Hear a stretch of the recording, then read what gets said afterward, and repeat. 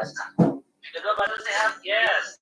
Penulis perlu berolahraga, makan yang sehat, pola yang sehat, hindari yang instan-instan. Yang ketiga, hati yang sehat, yes. Kalau muslim banyak beristighfar. Ya Pak ya, banyak beristighfar. Karena dosa kita banyak. Yang keempat, memunculkan good imagination, ya. Apa bedanya imajinasi dengan khayalan? Berbeda. Kalau berimajinasi, itu kita yang merencanakan. Paham Bapak Ibu? Contoh nih, kita yang menginginkan bahwa kita akan terbang ke langit ketujuh. Itu imajinasi tuh. Orang yang menghayal itu otaknya kosong, pikirannya kosong. Itu bedanya imajinasi dengan khayalan. Imajinasi itu memang disengaja diprogram otaknya untuk membayangkan sesuatu. Nah, itulah yang dipakai dalam kepenulisan, tidak memakai khayalan. Kalau khayalan itu sesuatu yang muncul sendirinya saat otaknya kosong. Habis itu biasanya dia kemasukan itu ya, kerasukan biasanya. Nah, jadi yang perlu kita rawat adalah imajinasi. Penulis butuh imajinasi, yes. Dengan imajinasi kita bisa mengumpulkan banyak ide, semangat kita terus bertambah. Nah, ya, insya Allah dengan perawat imajinasi. Apalagi suasana tempat menulis, ya. Bapak Ibu, saya menulis buku-buku parenting keluarga memang setelah saya berkeluarga, punya anak gitu. Nah, dengan begitu saya hampir setiap hari melihat istri, melihat anak, senyumnya, tangisnya, ya, suka, duka, canda tawa, itu membuat kita lebih hidup ruhnya ketimbang seseorang belum mengalami atau belum melakukan, tapi dia sudah menyusun teori-teori. Beda. Kemudian tempat menulis itu, kalau buku-buku pernikahan, ya kamarnya ditata begitu. Menjadi kamar seperti pengantin.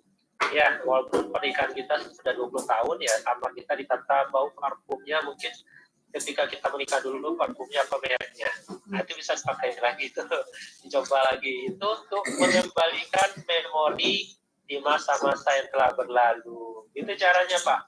Kalau seorang J.K. Rowling menulis novel tentang sihir menyihir, memang dia menata ruangan kos-kosan yang dia kontrak, ya, karena dia nggak punya rumah ketika itu, dengan simbol-simbol sihir gitu ya, toko-toko serem gitu. Nah, sehingga idenya, imajinasinya itu mengakar kuat dan tersambung satu dengan yang lain begitu. Ilmunya apa ya? Ini ilmu praktisi ini. Apa lagi? Memiliki dorongan impian, yes, kita harus punya mimpi. Setidaknya dalam hidup kita punya buku lah, satu minimal. Terbit di mana? Gramedia. Nah, itu perlu Bapak Ibu. Apalagi tamasya buku, Bapak Ibu ya, sekali sebulan gitu ya. Ya, terima gajian lah. Sisihkan gajinya 5%, biasanya untuk buku-buku, ya. Jalan-jalan kita bawa makanan. Ajak juga pasangan atau anak atau cucu ya ke toko buku. Kemudian bisa juga menghadiri di mana dilakukannya bazar-bazar buku. Gitu. Kita hadir di sana. Itu tamasya buku. Silaturahmi dengan penulis senior. Penulis senior itu maksudnya penulis yang telah menghasilkan banyak buku. Mungkin dia lebih muda dari kita, tapi dia sudah punya karya dan karyanya menasional. Ya, niat lillahi ta'ala, yes, yang itu ruh dari setiap perbuatan. Lanjut. Ya, walaupun pernikahan kita sudah 20 tahun, ya, membangun suasana tempat menulis, yes, tadi sudah disampaikan. Oke. Nah, pahamlah kita ya, insya Allah. Lanjut.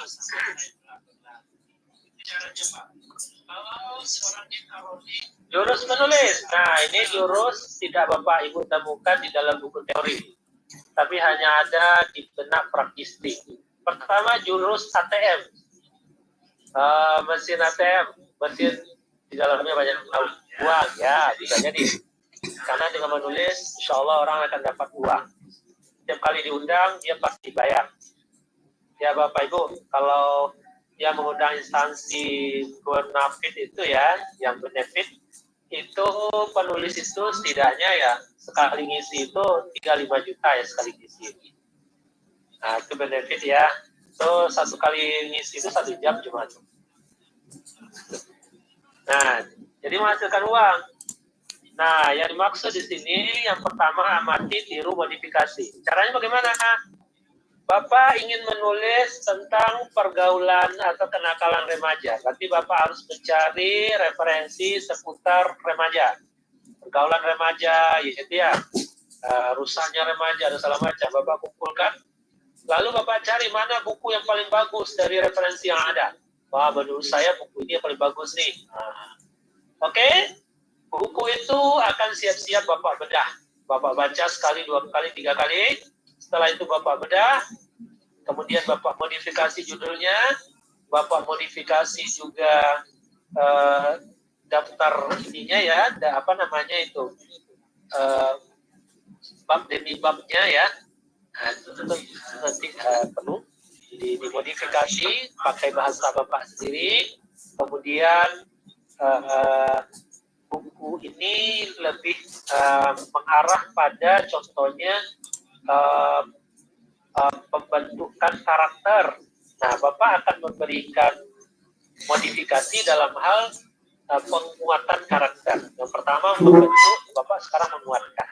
Nah, jadi Bapak sudah punya role model, buku, Bapak tinggal mengembangkan, Bapak tinggal mencontoh, lalu memodifikasi. Jadi ada satu buku. Lanjut. Ya, oke. Kalau bayi itu lahir, ini pregnan ya. Lanjut. Nah, ini jurus hamil. Penulis itu seperti Ahmad Tohari, Bapak. Saya beberapa momen sama beliau, terakhir itu di Solo. Saya tanya, senior, berapa lama sampean menghasilkan karya novel Ronggeng Dukuh Paru? Nah, pernah dengar novel Ronggeng Dukuh Paru, Bapak Ibu?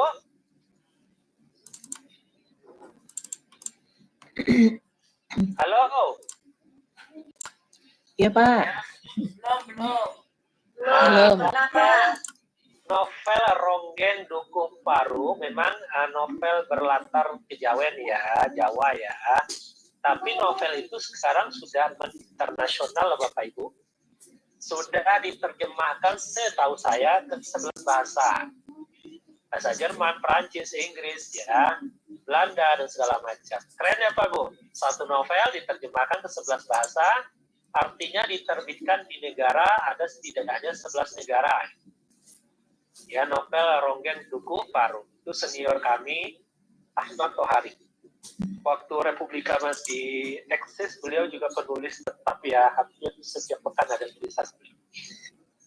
Nah, beliau mengatakan, Ali, saya hamil, ya, saya hamil itu lebih dan kurang 11 tahun, sehingga lahirlah Ronggeng Dukuh Paru. Saya kaget 11 tahun itu ya, 11 tahun gitu. Proses pregnancy-nya itu 11 tahun luar biasa itu. Masa tunggu kesabarannya, wah luar biasa. Tapi hasilnya memang luar biasa Bapak Ibu. 11 tahun diterjemahkan ke 11 bahasa. Keren ya Pak ya? Keren. 1 tahun hamil diterjemahkan ke 1 bahasa. Keren ya. Artinya tanya ke beliau Pak Ibu, jangan tanya ke saya. Kalau udah keluar negeri itu dahsyat itu. Dolar. Ya. Tapi beliau sudah berhasil memperkenalkan Jawa ke dunia internasional. Ini loh Jawa, ini loh Indonesia. Kisah-kisah unik menarik yang ada di Jawa dan pelajaran-pelajaran hikmah-hikmah yang bisa diambil oleh orang-orang, ya sastrawan segala macam lah. Wow, itu luar biasa. Jadi memang penulis itu tidak ada yang instan Bapak Ibu ya. Nah, kalau saya itu biasanya itu setidaknya masa hamilnya 1 tahun gitu ya. 1 tahun itu masa di mana saya mengumpulkan ide, mengumpulkan gagasan, mencari referensi, lalu nanti ide, gagasan, referensi, survei, penelitian, dia nanti seiring berjalan waktu, dia akan teraduk, terkolaborasi dalam pikiran saya. Saya membilangnya sebagai pabrik. Jadi pabrik saya itu otak saya. Dia ngumpul di sana. Setelah kira-kiranya ini karya ini matang, maka saya akan menuliskan. Dengan izin Allah, ya waktu tulisnya 1 bulan jadi. Ya seperti itu. Ya, karena orang melahirkan kan nggak lama ya Bu ya, hamilnya yang lama ya. Halo. Iya Pak, benar banget Pak. Ya. Hamil 9 bulan ya. Hamil 9 bulan, melahirkan berapa jam? 5 menit. 5 menit. Langsung brojol ya Bu ya. Gitu. Jadi Bapak Ibu dapat ilmu baru. Ternyata penulis itu ada proses hamilnya juga ya, ada menurutnya Pak Ali itu ada gitu. Jadi semuanya Bapak Ibu kumpulkan dulu di kepala ya. Kepala kita ini besar Bapak Ibu. Kepala kita ini memiliki 1,2 neuron sel saraf yang itu bisa aktif, bisa pasif. Kalau Bapak rajin membaca, rajin menulis, dia akan aktif. Orang yang rajin menulis, wawasannya luas, keilmuannya mendalam. Bahkan dia bisa mengalahkan kualitas seorang profesor sekalipun. Tapi dia rutin membaca, menulis, gitu. Dan dia melakukan proses translansi tadi, di mana ilmu tadi tidak hanya sebatas tersimpan di neuronnya dia, tapi ilmu tadi melakukan kolaborasi, melakukan afiliasi, asimilasi antara ilmu yang satu dengan berikutnya, terkoneksi satu sama lain, sehingga dia menjadi satu produk yang saling mendukung, satu kesatuan gitu. Nah, itulah dia nanti akan keluar menjadi naskah. Nah, Bapak Ibu tugasnya setelah itu hanya menulis saja tuh. Sehari bisa 20 lembar gitu. Bisa Bapak Ibu? 20 lembar kok belum, Pak. Kurang Pak. Sehari. Masya Allah. Masya Allah. Itu bisa 20 lembar sehari bisa, tapi Bapak harus melewati masa pregnancy. Saya menyebutnya masa pregnancy. Dia hamil di kepala kita dulu. Ya, mengumpul.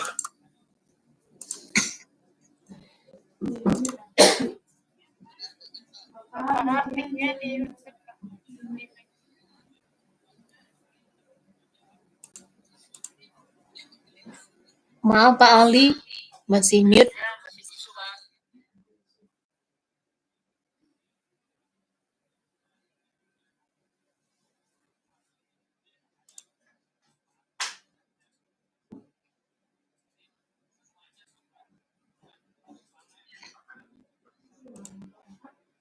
Mungkin ada gangguan jaringan. Mohon bersabar ya, kita tunggu sebentar. Oke. Ya, lanjut Bapak Ibu. Lanjut Pak. Ya. Jadi Bapak Ibu, saya lagi ditunggu untuk materi parenting. Ada sekitar 100 orang tua menunggu. Tapi tidak apa-apa. Insya Allah ada waktu 5 menit lagi ke depan ya. Insya Allah. Kita lanjut. Lanjut Pak.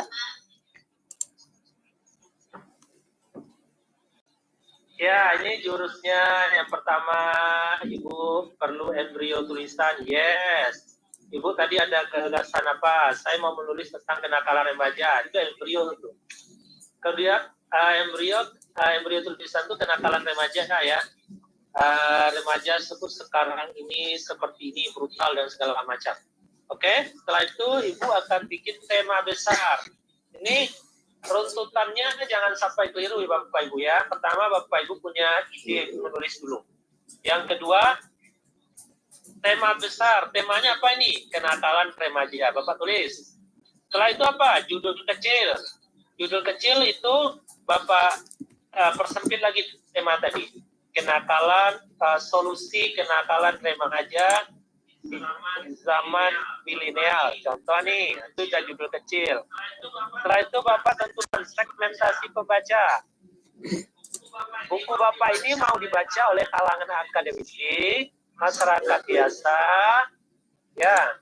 Kalau akademisi, Bapak Ibu harus menggunakan bahasa yang agak keren, istilah-istilah asing, ya. Kalau segmentasinya masyarakat biasa, Bapak Ibu perlu mendetailkan lagi masyarakat itu siapa? Ibu-ibu, bapak-bapak. Kalau ibu-ibu usia berapa? Usia punya anak, contohnya ya, usia 25 sampai 45. Nah, usia 25 sampai 45. Jadi Bapak nanti, Ibu nanti punya satu memori ya di dalam otak kita, bahwa kita akan menggunakan bahasa-bahasa yang disukai oleh kaum hawa. Ya, bahasa yang sering dipakai oleh ibu-ibu usia 25 sampai 45. Nah, ini. Perlu ya segmentasi pembaca. Kemudian tujuan tulisan agar para memiliki semacam kewaspadaan yang lebih tinggi, kemudian bisa memberikan solusi jika ada gejala-gejala kenakalan pada anaknya. Itu ditulis ya. Nah, kemudian daftar isi. Daftar isi itu kita buat dulu sebelum menulis naskah itu, daftar isi ditulis dulu. Ya Pak, Ibu. Nah, Bapak Ibu bisa memodifikasi buku-buku yang Bapak Ibu baca, ambil comot-comot, sesuaikan. Kemudian mempelajari buku rujukan, yes, perlu membaca ya. Kemudian inkubasi time. Inkubasi time ini lebih mirip kepada pregnant tadi hamil, tapi ini lebih keras. Inkubasi time itu tidak lama, cukup 2-3 hari. Bapak Ibu merenung dengan lebih keras. Ya, merenung dengan lebih keras bahwa kalau tadi dia mengalir ya, pregnant itu dia mengalir saja, melakukan asimilasi. Kalau sekarang memang kita fokus, nah, itu inkubasi time kita fokus kita itu, nah itu kira-kira 2 hari lagi saya akan menulis. Nah, jadi betul-betul kita kuatkan, kita mantapkan diri kita, ide kita itu memang betul-betul kita bulatkan bahwasanya naskah yang akan tulis sudah jelas mulai dari A sampai Z. Itu inkubasi time. Kemudian menulis lancar. Oke, lanjut.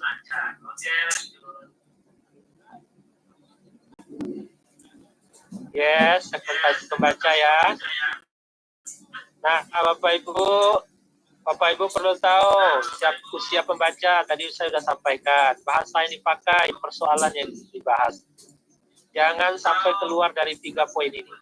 Insya Allah buku Bapak Ibu digemari oleh para pembaca penyimak itu. Lanjut.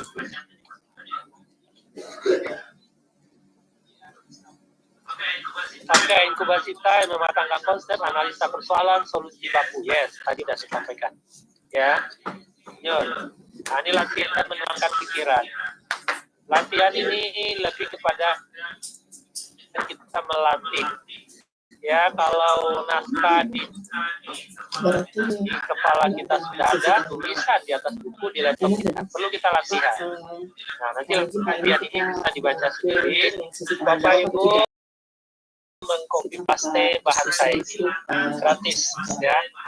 Lanjut. Ya, ini latihan menuangkan pikiran. Lanjut.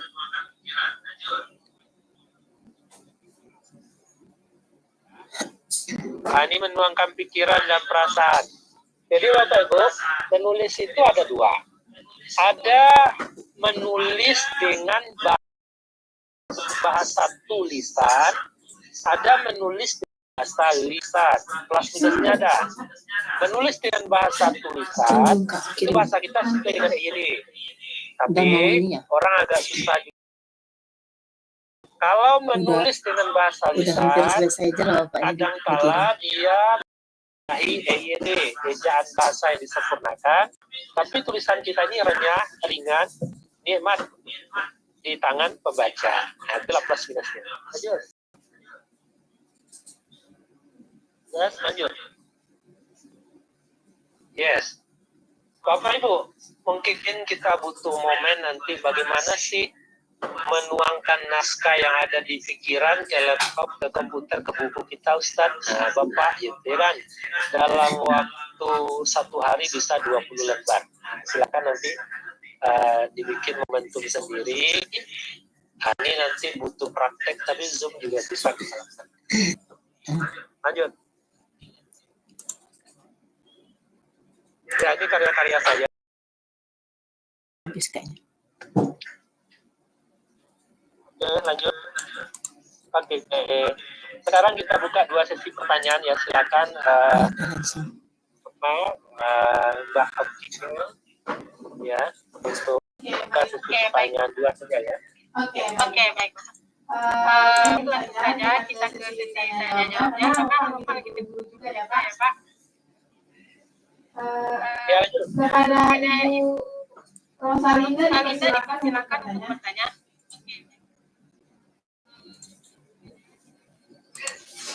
Oke, terima kasih Bu Okti. Saya ingin bertanya, sebagai seorang dosen yang mentaati Tridharma perguruan tinggi, termasuk kewajiban untuk membuat publikasi seperti menulis buku dan jurnal penelitian.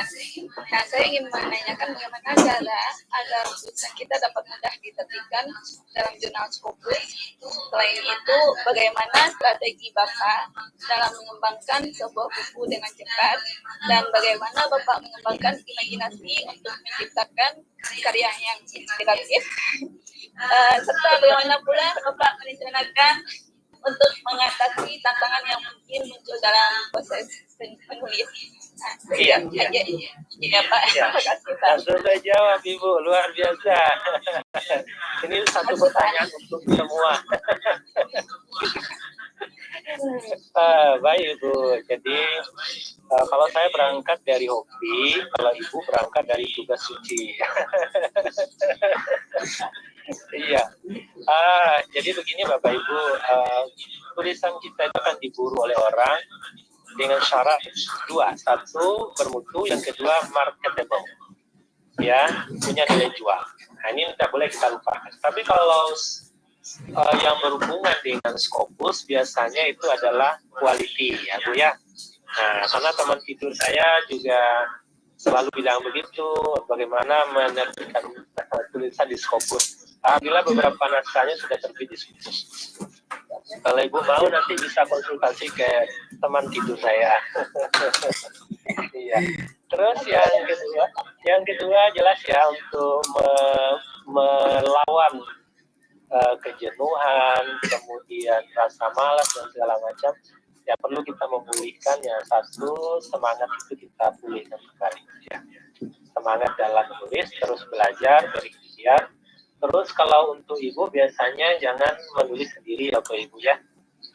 Coba bangun tim ya, bangun tim.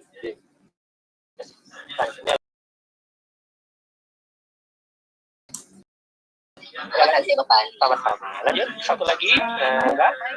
Satu lagi kepada Pak Mardo dipersilakan.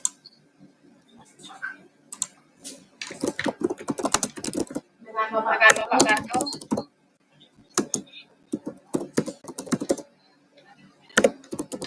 Tidak ada ya. Halo. Baik, langsung saja ke Bapak Jeffrey Brata, dipersilakan. Halo, selamat sore Bapak.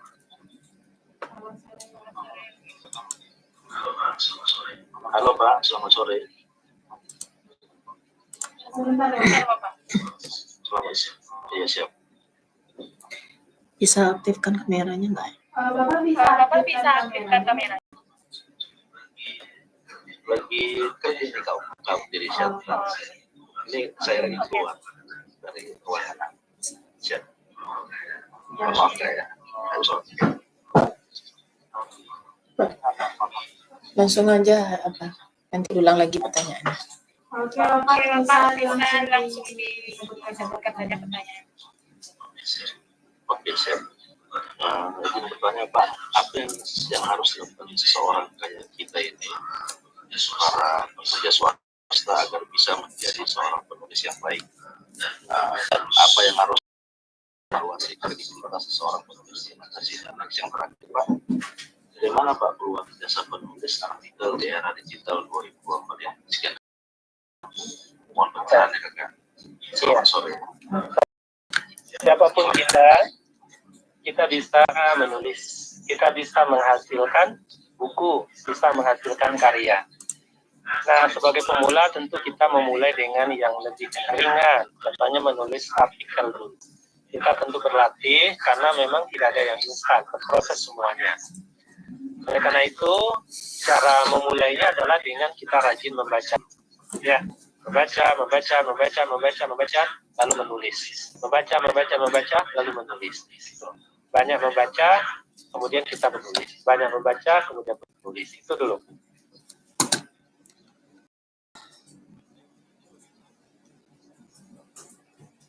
Freeze dia. Oke, lanjut. Baik, sepertinya sinyal Bapak Ali lagi bermasalah. Tidak bisa punya teman untuk memperbaiki kualitas dari tulisan kita. Semakin tinggi jam terbang kita, maka kualitas itu akan semakin membaik. Nah, itu kuncinya. Kemudian dari sisi peluang menulis itu tetap bagus, Bapak. Nah, tinggal kita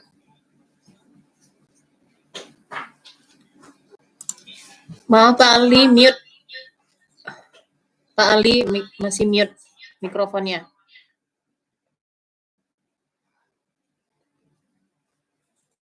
Maaf Pak Ali. Ya. Apa ya? Efeknya bagi kita sebagai seorang penulis. Langkah pertama sekarang adalah mulailah menulis dengan rutin gitu, cari komunitas. Dirikan ya Bapak ya.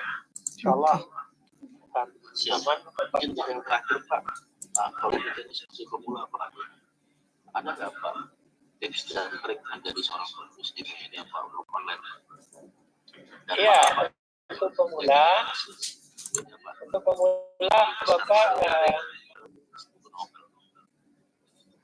Bapak bisa mencoba menulis dulu di sosial media ya. Nah, kalau langsung Bapak mencari proyek tidak bisa ya, karena orang butuh trust juga. Apa betul dia bisa tulis? Mana contohnya? Mana buktinya? Nah, kita perlu menunjukkan bahwa kita mampu dengan tulisan-tulisan kita yang dibagikan secara gratis. Ya, Bapak menulis di Facebook, contohnya kan, akan bebas tuh, atau di blogger, atau Bapak bikin web sendiri. Nah, dengan terus mengasah kemampuan, Bapak akan dicari oleh orang. Nah, sesuai dengan bidang dan bakat Bapak sendiri. Contohnya Bapak di bidang olahraga, ya Bapak akan terus menulis di bidang olahraga saja. Tulis. Tiga penanya aja. Oke, Ya. baik. Ya, saya mohon undur diri dulu. Saya doakan semoga semua peserta yang hadir pada sore ini mendapatkan ilmu yang banyak dan mengamalkan apa yang telah kita sampaikan tadi. Jadi penulis hebat semua. Dari Pupres, sukses terus, Pupres, terus berkarya, bagi yang terbaik untuk bangsa dan negara kita. Terima kasih. Amin. Waalaikumsalam warahmatullahi wabarakatuh. Terima kasih Pak Ali.